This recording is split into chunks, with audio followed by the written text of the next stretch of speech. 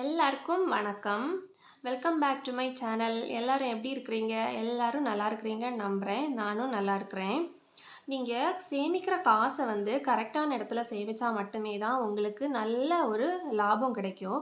So, அந்த கரெக்டான லாபம் உங்களுக்கு கிடைக்கணும் அப்படின்னா, முதல்ல நீங்க கரெக்டான ஒரு பிளான் பண்ணி பண்ணணும்.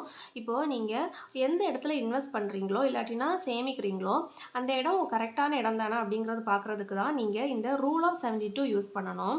இப்போ என்கிட்ட ஒரு ரூ. 10,00,000 இருக்கு அப்படிங்கிறத வச்சுக்கோங்க. என் வயசு 30 வயசு. இப்போ உங்ககிட்டயும் அதே ஒரு ரூ. 10,00,000 இருக்கு. நீங்களும் வந்து 30 வயசுல இருக்கிறீங்க. இப்போ நான் என்ன பண்றேன் அப்படின்னா, என்னோட இந்த ரூ. 10,00,000 ஒரு 12% இன்ட்ரெஸ்ட் குடுக்குற வருஷா வருஷம் 12% இன்ட்ரெஸ்ட் குடுக்குற ஒரு இடத்துல நான் வந்து இன்வெஸ்ட் பண்றேன். அப்போ நீங்க வந்து ஒரு 8% இன்ட்ரெஸ்ட் குடுக்குற ஒரு எஃப்டில இன்வெஸ்ட் பண்றீங்க. இப்படி நீங்களும் இன்வெஸ்ட் பண்ணியிருக்கிறீங்க, நானும் இன்வெஸ்ட் பண்ணியிருக்கிறேன். ஸோ நீங்களும் நானும் 2 பேருமே நம்ம இந்த காச வந்து அப்படியே க்ரோ பண்ண விட்டுருவோம். இப்போ ஒரு 18 வருஷம் தாண்டி நாம இந்த காச எடுக்கிறோம். அப்போ வந்து 2 பேருக்குமே 48 வயசு இருக்கும். ஸோ, இப்போ நான் என்னுடைய 48 வயசுல 18 வருஷம் தாண்டி அந்த காசு திருப்பி எடுக்கிறேன் அப்படின்னா, எனக்கு வந்து ரூ. 80,00,000 கிடைக்கும். அதே தான் உங்களுக்கு வந்து ரூ. 40,00,000 தான் கிடைக்கும். எதனால அப்படின்னா, என்னுடைய காசு இந்த 18 வருஷத்துல 3 தடவ டபுள் ஆகியிருக்கு. அதாவது 3 தடவ ரெட்டிப்பாகிட்டே வந்திருக்கு. உங்களுடைய காசு வந்து 2 தடவ மட்டுமே தான் ரெட்டிப்பாகியிருக்கு. இது எதனால அப்படிங்கிறத பார்க்குறதுக்கு தான் இந்த ரூல் ஆஃப் 72 நாம அப்ளை பண்ண போறோம். இப்போ முதல்ல வந்து என்ன பண்றீங்க அப்படின்னா, என்னுடைய காசு வந்து 6 வருஷத்துக்கு ஒரு வாட்டி டபுள் ஆச்சு. எப்படி அப்படின்னா, இந்த ரூல் ஆஃப் 72 நீங்க அப்ளை பண்ணீங்க அப்படின்னா உங்களுக்கு தெரிஞ்சிரும். இப்போ 72வ வந்து உங்களுடைய என்னோட இந்த 12% வட்டியில நான் டிவைட் பண்றேன். அப்போ 6 வருஷம் வருது. இப்போ இதுதான் வந்து அந்த காசு வந்து டபுள் ஆகுறதுக்கான டைமு இந்த இன்ட்ரெஸ்ட் பெர்சன்டேஜில் 6 வருஷத்துக்கு ஒரு வாட்டி டபுள் ஆகுதுன்னா முதல் 6 வருஷத்தில் என்னுடைய காசு வந்து 10 லட்சத்துலேருந்து 20 லட்சம் ஆகியிருக்கு. அடுத்து 12வது வருஷம் 40 லட்சம் ஆகியிருக்கு. 18வது வருஷம் 80 லட்சம் ஆகிருக்கு.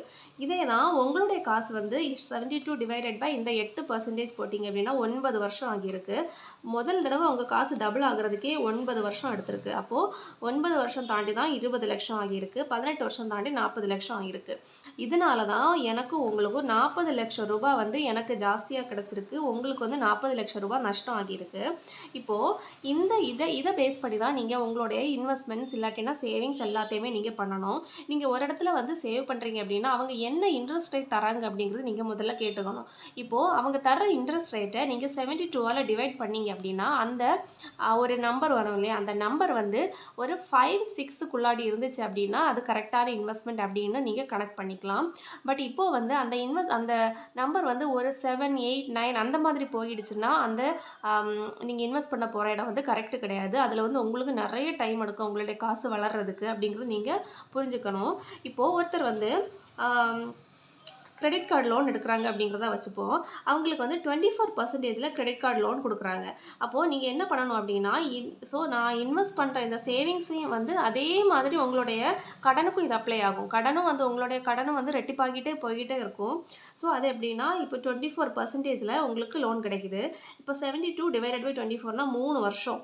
ஸோ 3 வருஷத்தில் நீங்கள் வாங்கின அந்த கடன், அதாவது நீங்கள் ஒரு 5 லட்சம் ரூபாய் நீங்கள் கடன் வாங்கியிருக்கிறீங்க அப்படின்னா 3 வருஷத்தில் அந்த காசு வந்து 10 லட்சம் ரூபாய் ஆகிடும். நீங்கள் கரெக்டாக வந்து கட்டலை அப்படின்னா.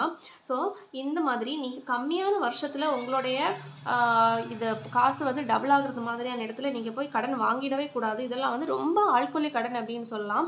ஸோ இந்த மாதிரி கடனில் ரொம்ப போய் சிக்கிடவே கூடாது.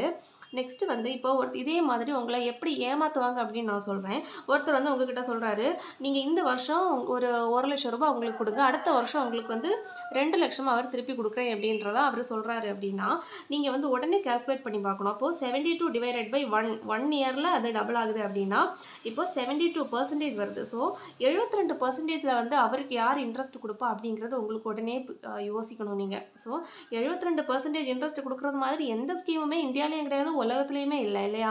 ஏதாச்சும் வந்து இந்த மாதிரி யாராச்சும் ஏதாச்சும் சொல்லிட்டு வர்றாங்க அப்படின்னா நீங்கள் உடனே புரிஞ்சுக்கணும் அவங்க அவங்கள ஏமாத்துறாங்க அப்படிங்கிறது. இது வந்து பான்சி ஸ்கீம் மாதிரியான ஸ்கீம்ஸில் தான் வந்து இவங்க வந்து இது பண்ணுவாங்க. ஸோ அதில் கேபிட்டல் நீங்கள் போட்ட காசு கூட கிடைக்காம போகிறதுக்கான வாய்ப்பு தான் நிறையவே இருக்குது. ஸோ இந்த மாதிரியான இடத்துல போய் உங்களுடைய காசை வந்து லாக் பண்ணிடாதீங்க, ரொம்பவே கஷ்டமாயிடும். ஸோ இப்போ வந்து நான் சில 1-2 நம்ம நிறைய பேர் வந்து இன்வெஸ்ட் பண்ணுற சில ஸ்கீம்ஸ் இருக்கு இல்லையா, ஸோ அதோட இன்ட்ரெஸ்ட் ரேட்டும், ஸோ அது எவ்வளோ நாளில் வந்து அதில் நீங்கள் போட்டிங்க அப்படின்னா உங்களுடைய காசு டபுள் ஆகும் அப்படிங்கிறத நான் செக் பண்ணி எடுத்துகிட்டு வந்திருக்கிறேன். ஸோ முதல்ல வந்து சுகன்யா சம்ரிதி யோஜனா பாருங்கள். ஸோ சுகன்யா சம்ரிதி யோஜனா வந்து 8.2% கொடுக்குறாங்க. ஸோ 8.2%ல நீங்கள் இன்வெஸ்ட் பண்ணீங்க அப்படின்னா உங்களுடைய காசு வந்து டபுள் ஆகிறதுக்கு 8.7 இயர்ஸ், அதாவது கிட்டத்தட்ட 9 வருஷம் ஆகுது.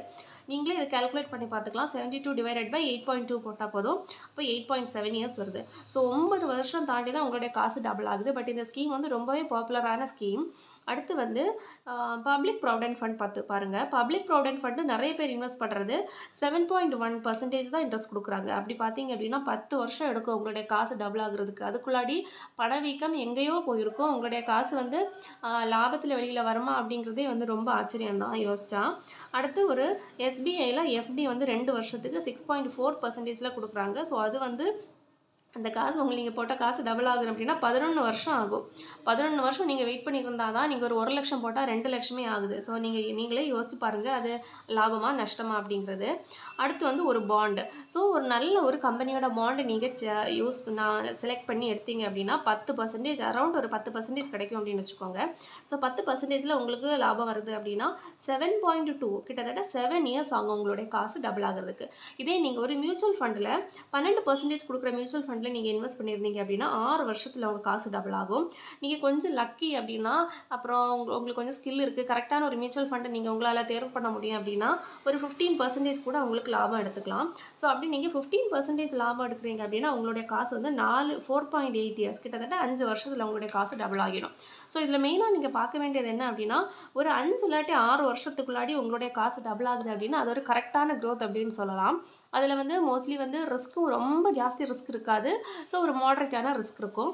ஸோ அதனால் வந்து நீங்கள் வந்து உங்களுடைய லாபமும் ஜாஸ்தியாக வர்றதுக்கு வாய்ப்பு இருக்குது. ஆனால் இப்போ நீங்கள் ஒரு 3 வருஷத்தில் டபுள் ஆகுறது, 4 வருஷத்தில் டபுள் ஆகுறது மாதிரியான இடத்துலலாம் நீங்கள் இன்வெஸ்ட் பண்ணுறீங்க அப்படின்னா உங்களுடைய காசு மோஸ்ட்லி வந்து கேபிட்டலே வராமல் போகலாம். ஏன்னா அதில் ரொம்பவே ரிஸ்க் ஜாஸ்தியாக இருக்கும். ஸோ அந்த மாதிரி இடத்துலலாம் தயவு செஞ்சு நீங்கள் போய் மாட்டிடக்கூடாது.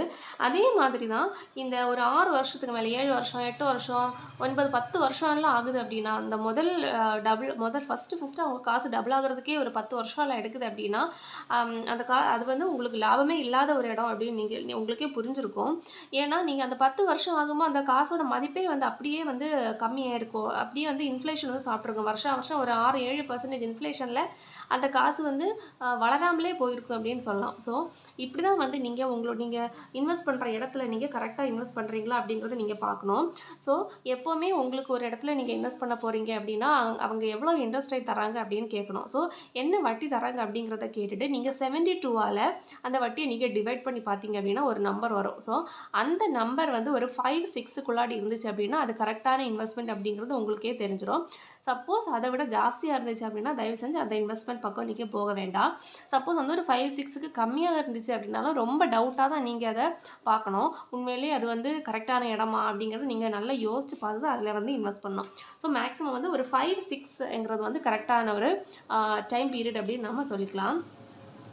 ஸோ இதுதான் வந்து நான் இந்த வீடியோவில் சொல்ல நினச்சது. உங்களுக்கு ஏதாச்சும் இதில் டவுட்ஸ் இருந்துச்சு அப்படின்னா கண்டிப்பாக நீங்கள் என்கிட்ட கேளுங்க காமெண்ட்ஸில். ஸோ நான் உங்களுக்கு ரிப்ளை பண்ணுறேன். ஸோ இந்த வீடியோ உங்களுக்கு பிடிச்சிருந்துச்சுன்னா கண்டிப்பாக லைக் பண்ணுங்கள், ஷேர் பண்ணுங்கள், கண்டிப்பாக சப்ஸ்கிரைப் பண்ணுங்கள் சேனலுக்கு. ஸோ நான் இந்த மாதிரி நிறைய இன்ஃபர்மேட்டிவ் வீடியோஸ் ஃபியூச்சரில் போடுறேன். ஸோ அதெல்லாம் உங்களுக்கு வந்து சேரணும் அப்படின்னா கண்டிப்பாக அந்த நோட்டிஃபிகேஷன் பெல்லை கிளிக் பண்ணி வச்சுக்கோங்க. அப்போ உங்களுக்கு நோட்டிஃபிகேஷனில் வந்து சேரும். ஸோ நெக்ஸ்ட் வீடியோவில் திரும்பவும் வந்து மீட் பண்ணுறேன். தேங்க்யூ.